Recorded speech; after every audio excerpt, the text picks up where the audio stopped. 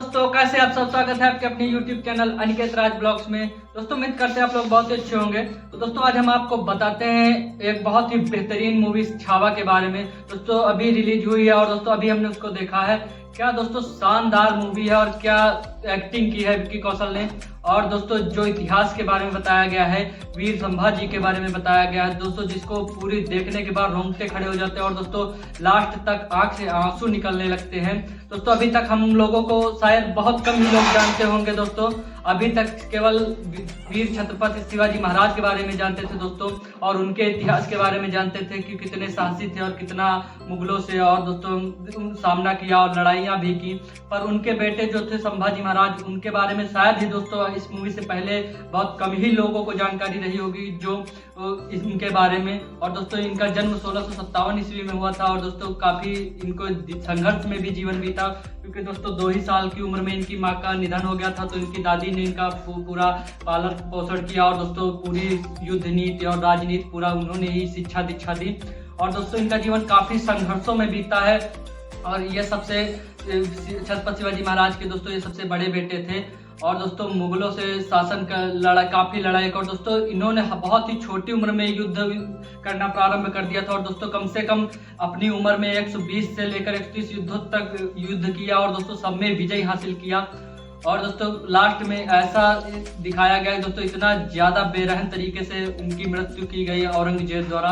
दोस्तों इनको बंदी बना लिया गया था और उसके बाद दोस्तों बहुत ही बेरहम तरीके से औरंगजेब ने इनकी मृत्यु की दोस्तों आंखें फोड़ दी गई थी और दोस्तों जो नाखून थे वो जिंदा निकलवा लिए गए थे। और दोस्तों उनको इतना टॉर्चर किया गया कि शायद दोस्तों कोई होता तो बहुत ही उसको देख के डर जाए। इसकी जो त्वचा होती है दोस्तों उसको छील लिया गया था और बाल तक उखाड़े गए थे। दोस्तों इसमें मूवी में फिर भी बहुत सोच समझ के दिखाया गया है कि दोस्तों बच्चे भी देखेंगे। और दोस्तों इतना ज़्यादा विभत्स है कि पूछो ही ना, और पूरा दोस्तों रोने का मन करता है।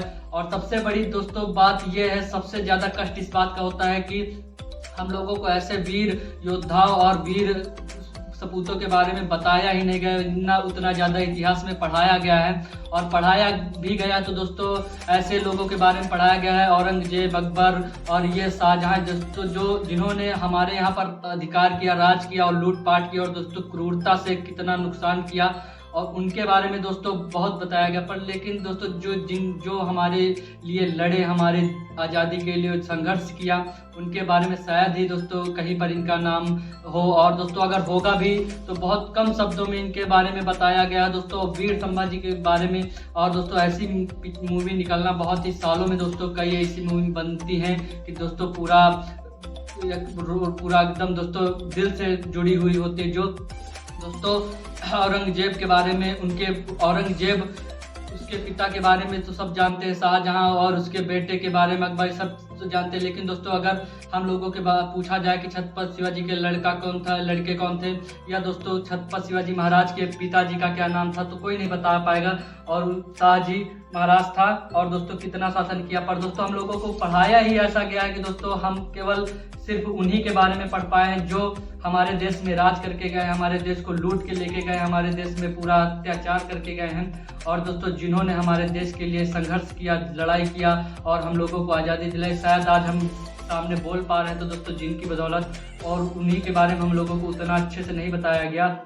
और दोस्तों औरंगजेब जिसने दोस्तों गद्दी के लिए अपने भाई और दारा शिकोह तक का दोस्तों मरवा दिया और उसकी लाश लेकर, उसकी मुंडी लेकर दोस्तों पूरे दिल्ली में घुमवाया था उसने। और अपने पिता जो था शाहजहां, उसको दोस्तों बंदी बना लिया था उसके मरते वक्त। तो दोस्तों इतना क्रूर शासक के बारे में हम लोगों को तो जरूर पढ़ाया गया। लेकिन जैसे संभाजी महाराज जैसे जो अपने पिता के आदर्शों पे चलते हुए देश के लिए कुर्बान हो गए दोस्तों, उनके बारे में हम लोगों को उतने अच्छे तरीके से नहीं बताया गया।